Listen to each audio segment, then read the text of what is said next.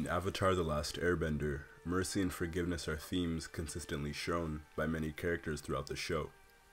A theme that has had negative and positive effects. They both affect friends and family, but on a larger scale they sometimes have an effect on a nation, or even on the world. To begin, we will look at Avatar Roku. Avatar Roku is the Fire Nation avatar. He grew up in the Fire Nation kingdom alongside his best friend, Sozin. Sozin was a prince at the time, next in line to become the Fire Lord. Growing up, the two had similar views, but as Roku turned 16, he embarked on his journey to become a fully realized avatar. Roku traveled the world, learning peace and working on his spirituality while mastering air with the air nomads. He then learned community while mastering waterbending with the water tribe. And finally, he worked on becoming a stern and responsible leader while mastering earthbending in the Earth Kingdom. Just as Avatar Roku was mastering his abilities, Sozin was also gaining knowledge on the world. The Fire Lord's evolving political mind encouraged him to discuss the eclipse of the Fire Nation with his best friend, and how they should be the most powerful nation ever. Roku gave Sozin his first warning, but that wasn't enough. Roku had later gotten word that Sozin set up colonies in the Earth Kingdom, and this enraged the Avatar, finally destroying their friendship. And when Roku barged into the Fire Lord's kingdom, Sozin quickly attacked him, but Roku's avatar state was activated and he pinned his best friend. Roku told Sozin to never pursue this plan ever again, but Roku's crucial mistake was this very forgiveness. This mercy and trust and lenience towards his best friend, or former friend, costed him greatly. And the cost, you ask? Well, it's the 100-Year War. When Roku was dying, this trust was not repaid, as he left his best friend to die at the hands of a volcano. And with the entering of a comet, which boosted firebending ability tenfold, Sozin and the Fire Nation proceeded to attempt to wipe out the next avatar, an air nomad, finally beginning the 100-Year War. Chronologically, this is Avatar's first showing of mercy between friends. Roku's friendship and his ideals costed him dearly, though a cost that he wouldn't reap, but the rest of the world would, for 100 years. Next, we move forward in time to our favorite waterbender, Katara of the Southern Water Tribe. At 8 years old, Katara was the last waterbender in the Southern Water Tribe. The Fire Nation imprisoned all the waterbenders to begin wiping the Southern Water Tribe out. When Katara and Sokka were young, the Southern Raiders invaded the Southern Water Tribe in search for the last waterbender. Unbeknownst to them, that bender was Katara, but Kaya, their mother, lied in order to protect her, and they took Kaya instead and later killed her. 8 years later, Katara, with the aid of Zuko, sought out the Southern Raiders in order to find their leader and gain revenge. Katara and Zuko found a man named Jinora. Upon seeing him, Katara's wrath was born. She shouted at the man to remember her and her mother, and he remembered. But she explained to him that it was actually her and not her mother who was the last waterbender. She lied to you. She was protecting the last waterbender. What? Who? Me!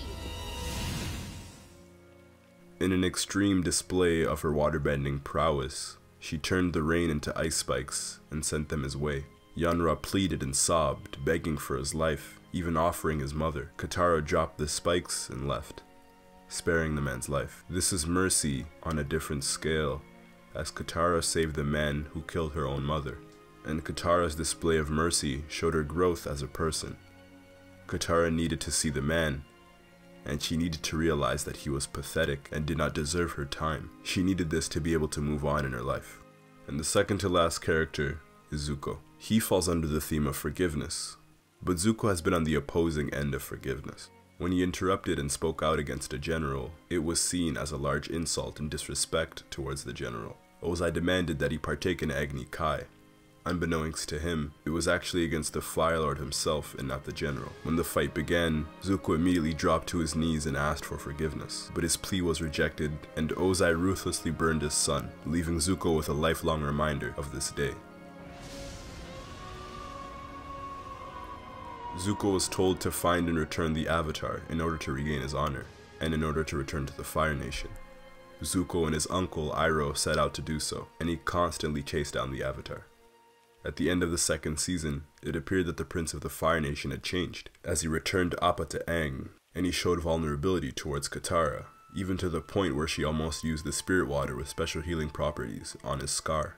But instead, Zuko joined forces with Azula, fighting Aang and Katara and imprisoning his uncle. In the final season, Zuko finally found himself, and the first thing he did was forgive himself.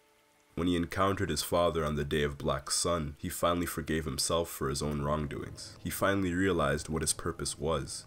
He realized what he was actually searching all this time, which was his father's acceptance. But he didn't receive it from his father, instead from Iroh. He later joined the team where he found new friends, but at first it didn't start off so well. He was quickly forgiven by Toph at first, after burning her feet, followed by being forgiven by the Avatar himself, after they learned the art of firebending together. And then Sokka, who Zuko helped rescue his father and his girlfriend Suki. And finally he was forgiven by Katara, who took the longest to forgive Zuko. But most importantly, Zuko was forgiven by Iroh, a person who stayed by his side through thick and through thin. Iroh raised Zuko, instructing him and teaching him to be kind to those around him. Iroh encouraged Zuko to change his ways, and to look at what he wants for himself. There was a point when Iroh was the only person in this world that he had, and Zuko still rejected him, and betrayed him when he thought his honor was on the line. But Iroh still took him back, giving him the unconditional love that Zuko needed all his life. How can you forgive me so easily? I thought you would be furious with me. I was never angry with you. I was sad because I was afraid you lost your way. And finally, we look at Avatar Aang. The first thing to note is that when Aang was announced as the Avatar, his life with the Air Nomads quickly changed. His friends at the Air Temples rejected him because of his stature, and he simply trained all day, meditating and practicing. But the young monk had a teacher, Monk Gyatso, who stayed with him and trained him, and played with him as a father figure and as a best friend to Aang. And when the Air Nomads threatened to split the two due to their relationship, Aang ran away. He made it all the way to the Southern Water Tribe, where he fell into the ocean, and his avatar state would engulf him into an ice cocoon, as he laid in the ocean, frozen for 100 years. During those 100 years, the Fire Nation, led by Sozin's Comet and Sozin's leadership, eliminated the entire Air Nomads. Every single Air Nomad was killed, except for Aang. This pained and burdened the young avatar immensely. When he saw Gyatso's skeleton in the Air Nomad temple, this gutted him. The last Air Nomad had every right to be angry and enraged and saddened, and we saw his tears. And through the avatar state, we saw his anger. The guilt he felt was simply unprecedented. But Aang had to forgive himself in order to move forward with his life. He had to understand that even the monks themselves didn't blame him, but his journey of mercy and forgiveness would not end there.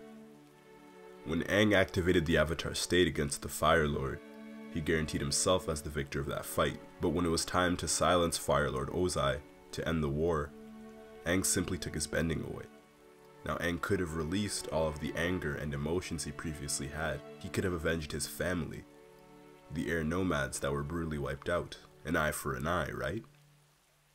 But he didn't, or he couldn't. The Air Nomad culture is predicated on finding other ways, or the most peaceful methods to solve their issues. This is the reason why they didn't have a military. They didn't use their bending for offensive purposes or for aggression. They really didn't have anyone to fight back when they were being wiped out. But Aang had the resolve and the mercy to be able to forgive the Fire Lord and the entire Fire Nation for wiping out his family. Aang carries the Air Nomad culture and philosophies in his spirit, and in the way he treats the world as the Avatar. Avatar: The Last Airbender teaches us that forgiveness is hard. We saw that through the tears and anger of Katara, Iroh, and Aang, but we see that forgiveness allows people to bloom and grow like Zuko. These characters are able to do it because they will not let their past burden their future. And with this conclusion, I ask you these two questions. Are you able to forgive those who have done you wrong? Are you able to forgive yourself? Because forgiveness is a trait of strength and wisdom. Forgiveness is freedom. Forgiveness is love.